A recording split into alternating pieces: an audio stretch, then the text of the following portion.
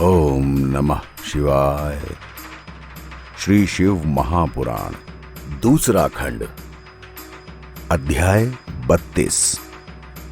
ब्रह्मा जी ने कहा, नारद, जब राजा छू ने विष्णु जी की ये बात स्वीकार कर ली, तब विष्णु जी ब्राह्मण का स्वरूप धारण करके छलपूर्वक दधीचि के पास गए और उन्हें प्रणाम करते हुए बोले, हे ब्राह्मण, आप मुझे एक वरदान देने की कृपा करें। अपने भक्त के मनोरथ की प्राप्ति के लिए जब विष्णु जी ने इस तरह कहा, उस समय उनके तात्पर्य को जानकर दधीचि ने निर्भय होकर इस तरह उत्तर दिया, हे विष्णु, मैं आपको पहचान गया हूं। मेरे ऊपर शिव जी की कृपा है, इसलिए मैं हर बात को भली भांति जान लेता हूं। आप मेरे साथ छल करने के निमित्त ही यहां पर ब्राह्मण भेष धारण करके आए हैं ना।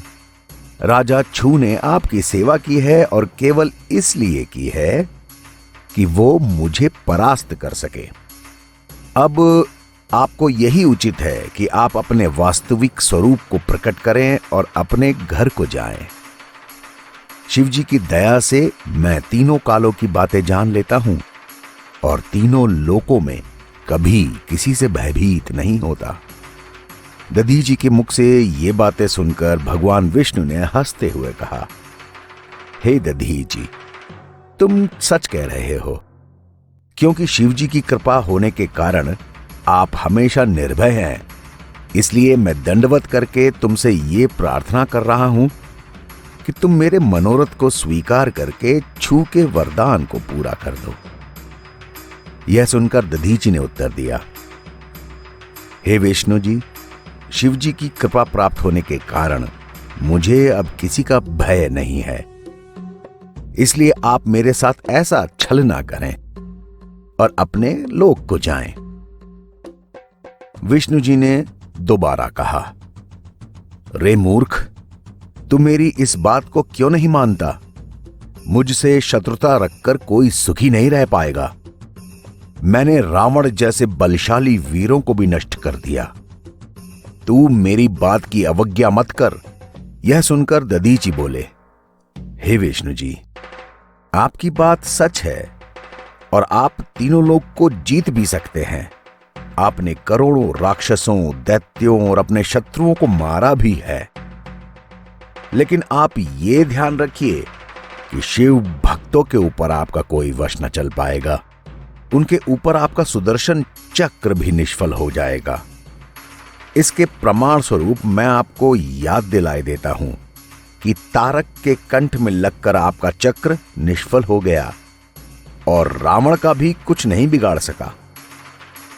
जिस समय आपने अपने चक्र को निष्फल होते हुए देखकर रावण को मारने के लिए शिव जी की पूजन किया और उन्होंने प्रसन्न होकर आपको अबोध बाण और आज्ञा दी, तभी आप रावण पर विजय प्राप्त कर पाए थे। आप ये भली भांति जान लें कि शिव जी की भक्ति के बिना कोई भी कार्य सफल नहीं हो सकता। इतना सुनकर विष्णु जी ने अत्यंत क्रुद्ध होकर अपना चक्र दधीचि के ऊपर छोड़ दिया। लेकिन दधीचि के शरीर को स्पर्श करते ही वो चक्र निष्फल हो गया। उस समय विष्णु जी अपनी ऐसी पराजय देखकर बहुत व्याकुल हो गए। तभी दधीचि ने मुस्कुराते हुए उनसे कहा, आप आश्चर्यचकित न हो। मैं आपको चक्र के निष्फल हो जाने का कारण विस्तार पूर्वक समझाता हूं। हालांकि आपने बहुत उपायों द्वारा इस चक्र को प्राप्त किया है, लेकिन यह मुझे अपना मित्र समझकर नहीं मार रहा। आप मेरे ऊपर जिस अस्त्र का प्रयोग करना चाहें करें और अपनी पूरी शक्ति लगाकर मुझे नष्ट करने की कोशिश कर लें, लेकिन ये तय मान लें कि आप मेरा कुछ भी नहीं बिगाड़ सकते। यह सुनकर तो विष्णु जी और अत्यंत क्रुद्ध हो गए और उन्होंने महाभयानक गर्जना की। इस घोर गर्जना को सुनकर देवता, उपदेवता और वैकुंठवासी लोगों की सेना विष्णु जी के पास आ गई। तब विष्णु जी ने उस सेना को लेकर दधीचि के साथ युद्ध शुरू कर दिया। हे नारद, विष्णु जी ने सब देवताओं के साथ मिलकर दधीचि के ऊपर अनेक तरह के अस्त्र शस्त्रों की वर्षा कर दी।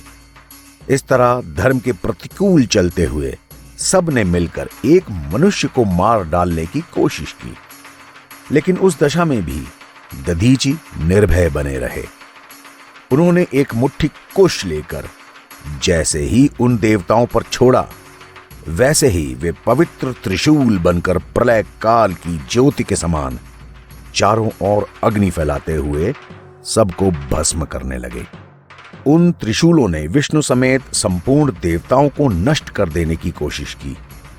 ऐसा देखकर सब देवताओं ने अपने हथियार डाल दिए और उस स्थान से भाग खड़े हुए। तब विष्णु जी ने माया से अपने समान करोड़ों पार्षदों को अपने पवित्र शरीर से उत्पन्न किया, लेकिन दधीचि ने शिव जी का ध्यान रखकर उन सब को भी भस्म कर दिया।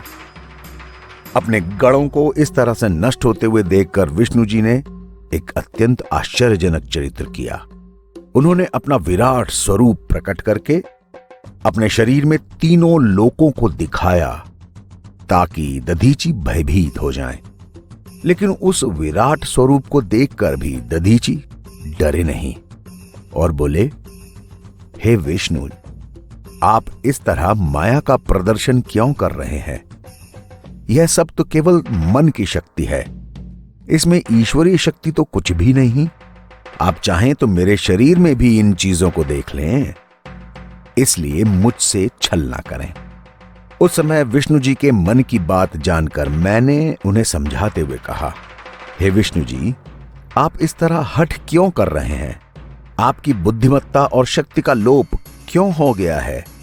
क्या आप उन शिव जी के तेज से परिचित नहीं हैं, जो क्षण भर में तीनों लोकों को नष्ट कर देने की सामर्थ्य रखते हैं? मेरी बात सुनकर विष्णु जी ने युद्ध बंद कर दिया। फिर हाथ जोड़कर छू को आगे करके दधीचि की प्रशंसा करते हुए उन्होंने कहा, हे दधीचि, छू आपकी शरण में आया है और उसने अपने हठ को त्याग दिया है। विष्णु जी के इस प्रकार कहने के बाद छू ने भी दधीचि की स्तुति की और कहा, मित्र, तुम मेरा अपराध क्षमा कर दो।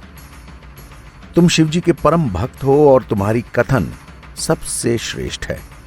आप धन्य भाग्य हैं कि आपके ऊपर शिव जी इस तरह दयालु हैं। मैं ये भली भांति समझ गया हूं और तीनों लोकों में शिव जी के समान अन्य कोई नहीं है। राजा छू के इन शब्दों को सुनकर दधीचि ने भी उसके ऊपर कृपा दिखाई।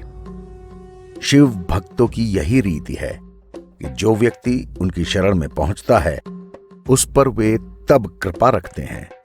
इसलिए दधीचि ने उस समय विष्णु और अन्य देवताओं को यह श्राप दिया कि तुम लोगों ने शिव भक्तों की महिमा को नहीं समझा।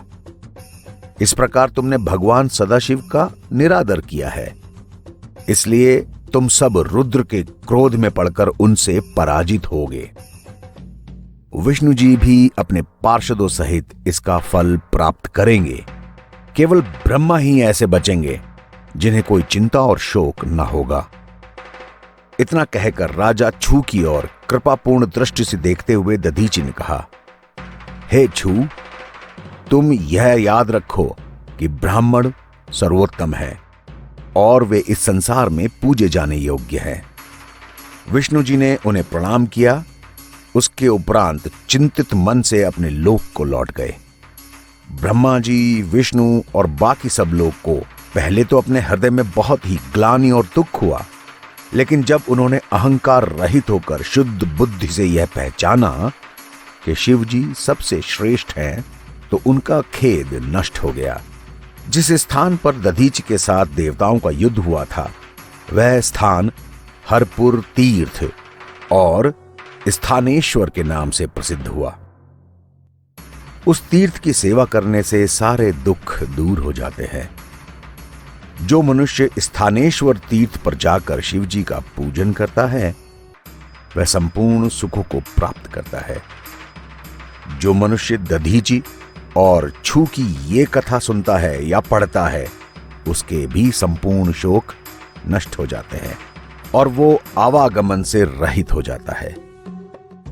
जो भी मनुष्य इस कथा को सुनकर किसी युद्ध क्षेत्र में जाएगा उसकी निश्चय रूप से विजय होगी या वो श्रेष्ठ मृत्यु को प्राप्त करके शिवलोक पहुंचेगा।